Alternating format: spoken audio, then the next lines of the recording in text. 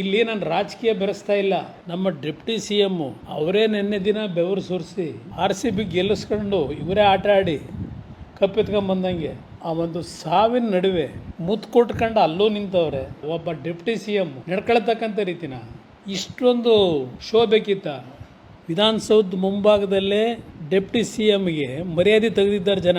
ನಾವು ಬಂದಿರೋದು ನಮ್ಮ RCB ತಂಡ ನೋಡ್ಲಿಕ್ಕೆ ಬಂದಿದ್ದೇವೆ. ನಿಮ್ಮ ಮುಖ ನೋಡೋಕೆ ಬಂದಿಲ್ಲಪ್ಪ. ನಿಮ್ಮ ನೆಂಟ್ರಿಸ್ಟ್ರ ಮುಖನ ಸ್ವಲ್ಪ ಇಳಿ ಕೆಳಗೆ ಎಂದವ್ರೆ ವಿಧಾನಸೌಧ ಮುಂಭಾಗದಲ್ಲಿ.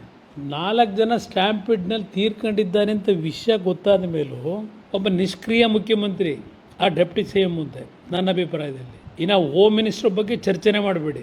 ಅರ್ಥನೇ ಇಲ್ಲ ಹೋಮ್ ಮಿನಿಸ್ಟ್ರ್ ಬಗ್ಗೆ ಚರ್ಚೆ ಮಾಡೋದ್ರಲ್ಲಿ. ಹೇಳು ಅಂದ್ರೆ ಹೇಳ್ತಾರೆ ಅಂತ, ಕೂರು ಅಂದ್ರೆ ಕೂತದಲ್ಲಿ ಅಭಿನಂದನೆ ನಡಿಬೇಕಾದ್ರೆ 4 ಜನ ಸತ್ತು ಹೋಗಿದ್ದಾರಾಗಲೇ. 4 ಜನ ಸತ್ತ ನಂತರವೂ ಅಭಿನಂದನಾ ಕಾರ್ಯಕ್ರಮ ಮುಂದುವರಿಸ್ತಾರೆ. ಇದಕ್ಕೆ ಹೇಳಿದ್ವಿ ಸರ್ಕಾರಕ್ಕೆ ಮನುಷ್ಯತ್ವ ಇದೆಯಾ ಅಂತ. ನಿಲ್ಲಿಸಬೇಕಾಗಿತ್ತು. ಚಿನ್ನಸ್ವಾಮಿ ಕ್ರೀಡಾಂಗಣದಲ್ಲಿ ಆ ಅಭಿಮಾನಿಗಳು ಒಳಗಡೆ ಹೋಗಲಿಕ್ಕೆ ಅಂತ ಬಂದಾಗ ಪ್ರಾರಂಭಿಕ ಹಂತದಲ್ಲೇ ಬೀಗ ತೆಗೆದು ಅವ್ರನ್ನೆಲ್ಲ ಬಿಟ್ಟುಬಿಟ್ಟಿದ್ರೆ ಈ ನಮ್ಮ ಆಟಗಾರರು ಅಲ್ಲಿ ಸ್ಟೇಡಿಯಂಗೆ ಎಂಟರ್ ಆಗೋದಕ್ಕಿಂತ ಮುಂಚೆ ವಿಧಾನಸೌಧದಿಂದ ಈ ಪರಿಸ್ಥಿತಿ ಬರ್ತಾ ಇತ್ತಾ?